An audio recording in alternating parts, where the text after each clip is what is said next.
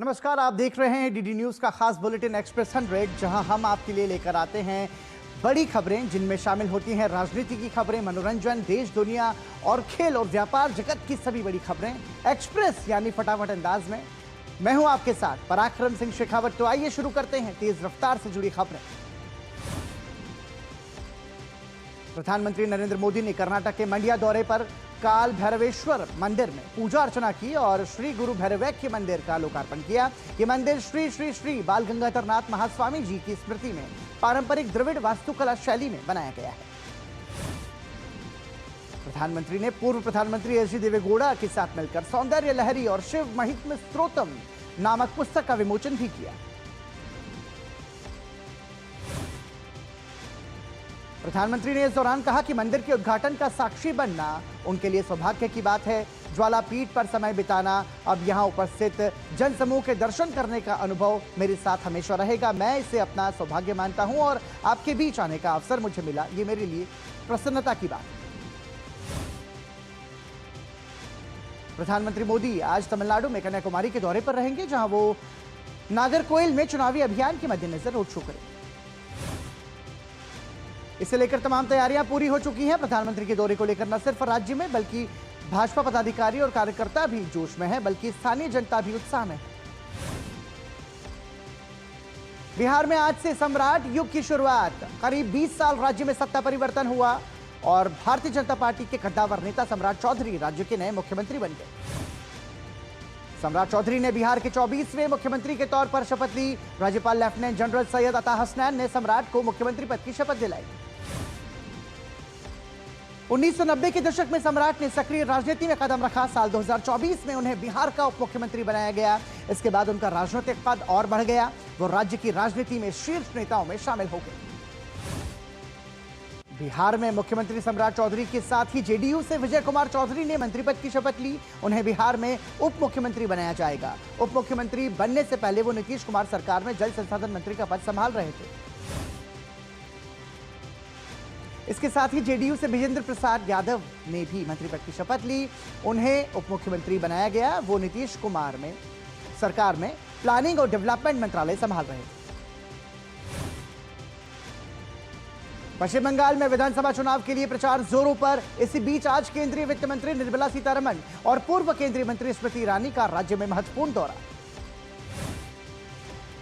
इस दौरे पर दोनों महिला नेताओं ने कई कार्यक्रमों में वो उनका शिरकत लेने का कार्यक्रम है और भाजपा के लिए चुनाव प्रचार उनको करना है। वित्त मंत्री निर्मला सीतारमण का कार्यक्रम कालना में है, जहां वो स्थानीय कंबल बुनकरों से मुलाकात और संवाद करेंगे।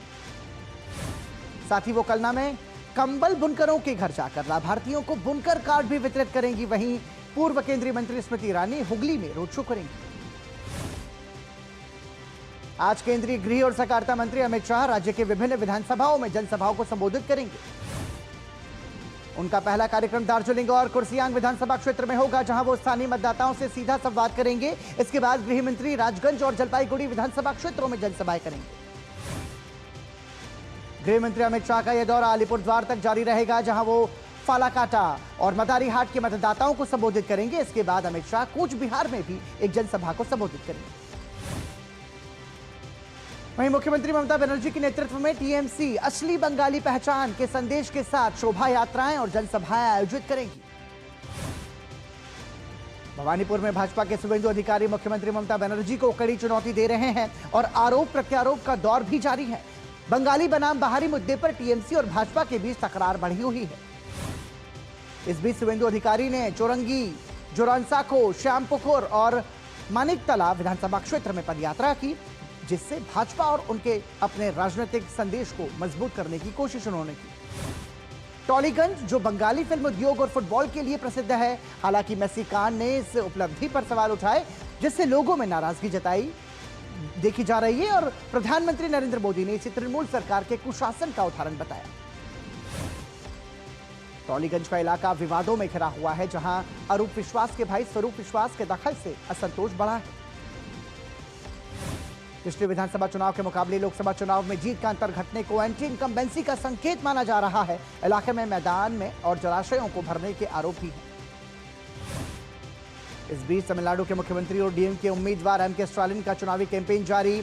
दूसरी ओर वीसीके भी प्रचार में लगी है और जनता को लुभाने की कोशिश कर रही है। तमिलनाडु विधानसभा चुनाव को लेकर भारतीय जनता पार्टी ने अपना चुनावी संकल्प पत्र जारी कर दिया, जिसमें महिला सशक्तिकरण, जन कल्याण और कानून व्यवस्था पर फोकस किया गया। घोषणा पत्र में प्रत्येक परिवार को महिला मुखिया को 2000 रुपए मासिक वित्तीय सहायता प्रदान करने का वादा शामिल है। घोषणा पत्र में वरिष्ठ भाजपा नेता जेपी नड्डा ने बताया कि योग्य महिलाओं को ई स्कूटर खरीदने के लिए 25,000 रुपए की सहायता का प्रस्ताव भी हमने रखा है। हसीना सैयद को पार्टी विरोधी गतिविधियों में संलिप्त पाए जाने पर भारतीय राष्ट्रीय कांग्रेस ने तत्काल प्रभाव से तमिलनाडु प्रदेश महिला कांग्रेस अध्यक्ष पद से निष्कासित कर दिया। ईडी ने फॉरेन एक्सचेंज मैनेजमेंट एक्ट के उल्लंघन के आरोप में पंजाब में आम आदमी पार्टी के राज्यसभा सांसद डॉक्टर अशोक कुमार मित्तल के घर और दफ्तर पर छापेमारी की। प्रवर्तन निदेशालय की टीम ने फगनवाड़ा स्थित लवली प्रोफेशनल यूनिवर्सिटी और जालंधर में मिठाई के शोरूम और प्रॉपर्टी कारोबार से जुड़े ठिकानों पर भी छानबीन की। अशोक मित्तल एलपीयू के संस्थापक हैं। 14 अप्रैल को भारतीय तटरक्षक ने बांग्लादेश में सुपारी की तस्करी में शामिल 2 नावों को पकड़कर बड़ी सफलता हासिल की। इस कार्रवाई में 35,000 किलो प्रतिबंधित सामान जब्त किया गया, जिसकी अनुमानित कीमत 1 करोड़ 65 लाख है। भारतीय कोस्ट गार्ड समुद्री सीमाओं और आर्थिक हितों की सुरक्षा के लिए कोस्टल सिक्योरिटी स्टेक होल्डर्स के साथ मिलकर काम कर रहे हैं। दिल्ली के रोहिणी से सटे बुद्ध विहार इलाके में स्थित मांगेराम पार्क के पास झुग्गियों में मंगलवार देर रात भीषण आग लग गई। इस हादसे में एक दंपति और उनके 2 साल के बच्चे की जलकर मौत हो गई। आग लगने की सूचना देर रात करीब 1:25 पर मिली, जिसके बाद 7 दमकल की गाड़ियां मौके पर भी पहुंची और आग पर काबू पाया गया। पंजाब के फतेहगढ़ साहिब में बस पलटने से 6 लोगों की मौत जबकि 21 लोग घायल हो गए। मंगलवार रात करीब 10 बजे बस्सी पठाना में मोरिंडा चुन्नी रोड इलाके में हिम्मतपुरा के पास यह हादसा हुआ। बस में श्रद्धालु रूपनगर जिले के आनंदपुर साहिब से बैसाखी के मौके पर मत्था टेक कर लौट रहे थे। पुलिस अधिकारी के अनुसार बस में कुछ खराबी आने के कारण यह हादसा हुआ। प्रधानमंत्री कार्यालय ने पंजाब के फतेहगढ़ साहिब जिले में हुई दुर्घटना पर दुख व्यक्त किया और उन्होंने अपने संदेश में लिखा कि जिन लोगों ने अपने प्रियजनों को खोया है, उनके प्रति मैं अपनी गहरी संवेदना व्यक्त करता हूं। मैं घायलों के शीघ्र स्वस्थ होने की कामना करता हूं। एम्स आयुष्मान भारत योजना के लाखों गरीब मरीजों के लिए उम्मीद की किरण बनकर उभरा है।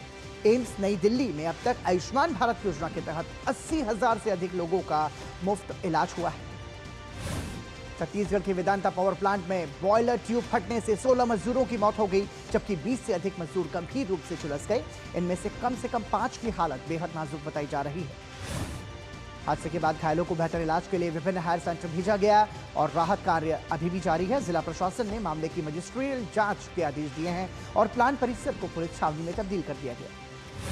प्रधानमंत्री नरेंद्र मोदी ने हादसे पर शोक व्यक्त करते हुए मृतकों के परिजनों को 2-2 लाख रुपए और घायलों को 50-50 हजार रुपए की सहायता राशि देने की घोषणा की। कांग्रेस नेता पवन खेड़ा को सुप्रीम कोर्ट से बड़ा झटका लगा। सुप्रीम कोर्ट ने पवन खेड़ा को तेलंगाना हाई कोर्ट से मिली अग्रिम जमानत के फैसले पर रोक लगा दी। ये मामला असम पुलिस द्वारा दर्ज एक एफआईआर से जुड़ा है। कोर्ट ने कहा तेलंगाना हाई कोर्ट ने अधिकार क्षेत्र को लेकर पुराने फैसले का ध्यान नहीं रखा। खेड़ा असम की कोर्ट से अग्रिम जमानत मांगे। सुप्रीम कोर्ट में मामले की सुनवाई 3 सप्ताह बाद होगी। मिडिल ईस्ट टेंशन और स्ट्रेट ऑफ हॉर्मुज पर अमेरिकी नाकेबंदी के बीच प्रधानमंत्री नरेंद्र मोदी ने मंगलवार को डोनाल्ड ट्रंप से बात की। दोनों नेताओं के बीच करीब 40 मिनट तक बात हुई। सीज़फायर के बाद दोनों नेताओं ने बात की। प्रधानमंत्री मोदी ने एक्स पर अपने संदेश में लिखा कि पश्चिम एशिया की मौजूदा स्थिति को लेकर अमेरिकी राष्ट्रपति ट्रंप से उन्हें कॉल आया। प्रधानमंत्री मोदी ने एक्स पर पोस्ट कर अपने संदेश में लिखा कि हमने अलग अलग क्षेत्रों में हमारे द्विपक्षीय सहयोग में हुई महत्वपूर्ण प्रगति की समीक्षा की। हमने पश्चिम एशिया की स्थिति पर भी चर्चा की और स्ट्रेट ऑफ हॉर्मुज को खुला और सुरक्षित बनाए रखने के महत्व पर जोर दिया। राष्ट्रीय सुरक्षा सलाहकार अजीत डोभाल को गुजरात में राष्ट्रीय रक्षा विद्यालय की दीक्षांत समारोह मानद डॉक्टरेट की उपाधि से सम्मानित किया गया और ये सम्मान उन्हें राष्ट्रीय सुरक्षा में उनके अद्वितीय योगदान की मान्यता के रूप में राष्ट्रपति द्रौपदी मुर्मू ने दिया। अजीत डोभाल ने इस अवसर पर कहा कि राष्ट्रीय सुरक्षा केवल सैन्य शक्ति या तकनीकी क्षमता नहीं, बल्कि राष्ट्र के मनोबल और नागरिकों की जागरूकता पर निर्भर करती है और ये सामूहिक जिम्मेदारी है। आज पोइला बैसाख है। ये बंगाली नववर्ष का पहला दिन होता है। ये बंगाली कैलेंडर के नए साल की शुरुआत का प्रतीक माना जाता है। इस दिन लोग पूजा कर घरों में अल्पना बनाते हैं। प्रधानमंत्री मोदी ने पोइला बैसाख को लेकर एक्स पर बधाई दी। उन्होंने लिखा, ये पश्चिम बंगाल की उस शाश्वत समृद्ध संस्कृति का उत्सव मनाने का भी अवसर है जिसने भारत की सभ्यतागत भावना को आकार दिया। इसके अलावा प्रधानमंत्री मोदी ने समस्त हिमाचल वासियों को हिमाचल दिवस की हार्दिक शुभकामनाएं भी दी। उन्होंने अपने संदेश में लिखा, ये पावन देवभूमि अपनी समृद्ध परंपराओं, अनुपम सांस्कृतिक धरोहर और यहाँ के लोगों की कर्मठता, कर्तव्यनिष्ठा और विनम्रता के कारण विशेष पहचान रखती है। यहाँ रुक रहे हैं एक छोटे से ब्रेक के लिए, बने रहिए हमारे साथ।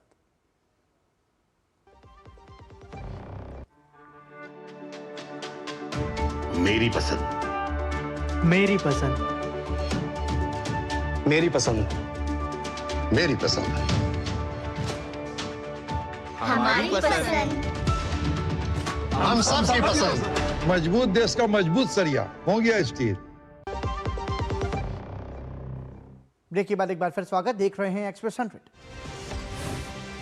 भारतीय शेयर बाजार की शुरुआत तेजी के साथ हुई। सेंसेक्स 1,133.53 अंक की मजबूती के साथ और निफ्टी 321.15 अंक की बढ़त के साथ खुली। रुपया शुरुआती कारोबार में 20 पैसे मजबूत होकर अमेरिकी डॉलर के मुकाबले 93.15 पर पहुंचा। भारत में छोटे लेन देन के लिए यूपीआई का चलन तेजी से बढ़ा। इंडिया डिजिटल पेमेंट 2025 की रिपोर्ट के मुताबिक यूपीआई के जरिए 2025 में 228.5 अरब लेन देन दर्ज हुए। भारत 2026 तक दूसरा बड़ा सौर ऊर्जा बाजार बनने की राह पर आगे। भारत ने मात्र 14 महीनों में 50 गीगावाट सौर ऊर्जा क्षमता जोड़कर अब तक हासिल की सबसे तेज वृद्धि। सरकार ने बताया कि अब मिशन के तहत पोषण ट्रैकर एप्लीकेशन जैसे डिजिटल टूल्स की मदद से देश भर के 14 लाख से ज्यादा आंगनवाड़ी केंद्रों और करीब 9 करोड़ लाभार्थियों को लगभग रियल टाइम निगरानी संभव हो पाई।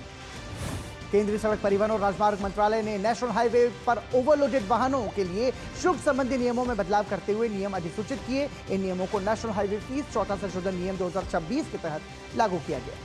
नए नियमों के तहत अब ओवरलोडिंग के प्रतिशत के आधार पर शुल्क लिया जाएगा। अगर कोई वाहन 10% अतिरिक्त वजन ले जा रहा है तो उस पर कोई अतिरिक्त शुल्क नहीं लगेगा। कम गुणवत्ता वाले लौह अयस्क की बर्बादी रोकने और उसके बेहतर उपयोग को बढ़ावा देने के लिए केंद्र सरकार ने नियमों में बदलाव किया। खान मंत्रालय ने बताया कि इसके तहत ऐसे लौह अयस्क के लिए नए प्राइसिंग नियम तय किए गए।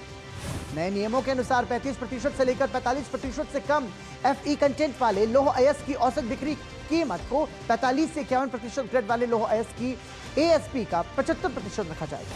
इनकम टैक्स विभाग ने फॉर्म 141 को शुरू किया। ये एक कंसोलिडेटेड चालान कम स्टेटमेंट है जो कि 4 अलग अलग TDA फॉर्म का स्थान लेगा। आरबीआई ने सोवरेन गोल्ड बॉन्ड 2019-20 सीरीज 5 के लिए समय पूर्व विमोचन कार्यक्रम घोषित किया। निवेशक आज से अपने बॉन्ड समय से पहले भुना सकेंगे। दिल्ली सरकार ने यमुना की बाढ़ से बचाने वाली दीवार के निर्माण को मंजूरी दी। मुख्यमंत्री ने बताया कि इस परियोजना के अंतर्गत रिंग रोड के किनारे मजनू का टीला से ओल्ड रेलवे ब्रिज तक लगभग 4 किलोमीटर लंबी एक मजबूत सुरक्षा दीवार बनाई जाएगी। इंटरनेशनल मॉनेटरी फंड के चीफ ने कहा कि मिडिल ईस्ट में चल रहे संघर्षों से वैश्विक अनिश्चितता बढ़ने के बावजूद भारत की प्रगति मजबूत बनी हुई है। अडानी ग्रीन एनर्जी लिमिटेड को केयर ESG रेटिंग्स लिमिटेड से 87.3 के स्कोर के साथ ESG 1+ रेटिंग प्राप्त हुई, जो भारतीय प्रतिभूति और विनिमय बोर्ड में पंजीकृत एक ESG रेटिंग एजेंसी। देश में खुदरा मुद्रास्फीति पिछले महीने बढ़कर 3.4% हो गई, जो इस वर्ष फरवरी की मुद्रास्फीति से 3.21% से अधिक। अखिल भारतीय उपभोक्ता खाद्य मूल्य सूचकांक पर आधारित खाद्य मुद्रास्फीति दर मार्च में 3.87% रही। ये पिछले महीने की 3.47% से अधिक है। पेट्रोलियम और प्राकृतिक गैस मंत्रालय ने कहा कि देश में घरेलू LPG की सप्लाई पूरी तरह से सामान्य। सोमवार को प्रवासी मजदूरों द्वारा इस्तेमाल किए जाने वाले 5 किलो के 1.1 लाख से ज्यादा LPG सिलेंडर बेचे। भारत में यात्री वाहनों की बिक्री सालाना आधार पर 16% बढ़ी। इसकी वजह मांग में सुधार और डीलरशिप के पास अधिक इन्वेंट्री होना था। पेटीएम की मूल कंपनी 197 कम्युनिकेशंस ने घरेलू निवेशकों की हिस्सेदारी बढ़ाकर 5.3% कर दी। इसके साथ ही ये बहुलांश भारतीय स्वामित्व एवं नियंत्रण वाली कंपनी बन गई। घरेलू पर्यटन में वृद्धि के कारण भारत के होटल उद्योग का आकार 2029 तक बढ़कर करीब 31 अरब डॉलर तक पहुंचाएगा। अमेरिकी सेना ने पूर्वी प्रशांत महासागर में एक संदिग्ध जहाज पर हमला किया, जिसमें 4 लोगों की मौत हो गई। इस कार्रवाई का वीडियो भी सेना द्वारा सोशल मीडिया पर साझा किया गया। ये मामला एक दिन पहले हुई इसी तरह की एक और सैन्य कार्रवाई के बाद हुआ, जिसमें अमेरिकी सेना ने 2 लोगों को मारे जाने की पुष्टि की। अमेरिका ने ईरान के साथ अगले कुछ दिनों में शांति वार्ता को फिर से शुरू करने के संकेत दिए। अमेरिकी राष्ट्रपति ने कहा कि अमेरिका और ईरान के बीच वार्ता अगले 2 दिनों में पाकिस्तान में फिर से शुरू हो सकती है। अमेरिका ईरान वार्ता पर अमेरिकी उपराष्ट्रपति जेडी वैंस ने कहा, पिछले 49 वर्षों में अमेरिका और ईरानी सरकार के बीच इस स्तर की ऐसी बैठक कभी नहीं हुई। यह पहली बार था जब ईरान में वास्तविक शक्ति रखने वाला व्यक्ति सीधे अमेरिकी उपराष्ट्रपति के सामने बैठा था। अमेरिकी उपराष्ट्रपति जेडी वैंस ने कहा कि ईरान और अमेरिका के बीच बहुत अविश्वास है और इसे रातों रात हल नहीं किया जा सकता, लेकिन उन्हें पता है कि आमने सामने बैठे लोग समझौता करना चाहते हैं। अंतर्राष्ट्रीय मुद्रा कोष ने कहा कि पश्चिम एशिया में जारी संघर्ष के बावजूद भारत की जो ग्रोथ रेट है वो मजबूत बनी हुई है। आईएमएफ ने 2026 के लिए भारत की ग्रोथ 6.5% रहने का अनुमान जताया। अमेरिकी प्रशासन इस महीने की 20 तारीख से टैरिफ वापसी प्रणाली शुरू करने की योजना बना रहा है, जिसके अंतर्गत अमेरिका के आयातकों को लगभग 166 अरब अमेरिकी डॉलर वापस किए जाएंगे। इटली की प्रधानमंत्री जॉर्जिया मेलोनी ने कहा कि इटली सरकार ने इजरायल के साथ रक्षा सहयोग समझौते के स्वतः नवीनीकरण को निलंबित कर दिया। रूस के क्रेमलिन ने मंगलवार को कहा कि इंटरनेट पर जो प्रतिबंध लगाए गए थे, जिनसे कई रूसियों को परेशानी हुई, वो सुरक्षा के कारणों से जरूरी थे। बेनिन के चुनाव आयोग ने मंगलवार को अंतरिम परिणामों के अनुसार रविवार को हुए राष्ट्रपति चुनाव में रोमुआल्ड वडाग्नी को 94.05% मतों के साथ विजेता घोषित किया। अमेरिकी राष्ट्रपति डोनाल्ड ट्रंप ने कहा कि ईरान के साथ युद्ध समाप्त होने के कगार पर है और दावा किया कि अगर वो अपनी सेना अभी वापस बुला लेते हैं तो तेहरान को देश के पुनर्निर्माण में 20 साल लगेंगे। यूक्रेनी अधिकारियों ने बताया कि रूस के मिसाइल हमले में यूक्रेन के दक्षिण पूर्वी शहर निप्रो में कम से कम 5 लोगों की मौत हो गई और 2 दर्जन से अधिक लोग घायल हो गए। अमेरिकी विदेश मंत्री मार्को रूबियो ने कहा कि वॉशिंगटन में इजरायल लेबनान बातचीत एक ऐतिहासिक मौका है। उन्होंने कहा कि हालांकि सभी समस्याओं का हल जल्द नहीं निकाला जा सकता। संयुक्त राष्ट्र के महासचिव एंटोनियो गुटेरेस ने कहा कि संयुक्त राष्ट्र को जो संकेत मिल रहे हैं उनसे यह साफ है कि ईरान युद्ध खत्म करने के लिए फिर से बातचीत शुरू हो सकती है। नॉर्वे सरकार ने मंगलवार को कहा कि नॉर्वे और यूक्रेन अपने द्विपक्षीय रक्षा सहयोग को मजबूत करेंगे, जिसमें नॉर्डिक देश में यूक्रेनी ड्रोन का उत्पादन करना शामिल है। आईपीएल में आज रॉयल चैलेंजर्स बेंगलुरु का सामना लखनऊ सुपर जॉइंट से होगा। गत विजेता आरसीबी इस सीजन 4 में से 3 मुकाबले अपने नाम कर चुकी है। आंकड़ों में लखनऊ के खिलाफ बेंगलुरु का पलड़ा भारी। दोनों टीमों के बीच अब तक 6 मैच खेले गए, जिसमें आरसीबी ने 4 मुकाबले जीते और एलएसजी को सिर्फ 2 जीत हासिल की। नूर अहमद के 3 विकेट की बदौलत चेन्नई सुपर किंग्स ने आईपीएल में कोलकाता नाइट राइडर्स को 32 रन से हरा दिया। संजू सैमसन के और आयुष महात्रे के 38 रन की बदौलत चेन्नई पहले बल्लेबाजी करते हुए 5 विकेट पर 192 रन बना पाई। वहीं केकेआर ने जवाब में 20 ओवर में 7 विकेट पर 107 रन बनाए। आईसीसी ने भारतीय क्रिकेट टीम के खिलाड़ी संजू सैमसन को मार्च महीने के लिए प्लेयर ऑफ द मंथ घोषित किया।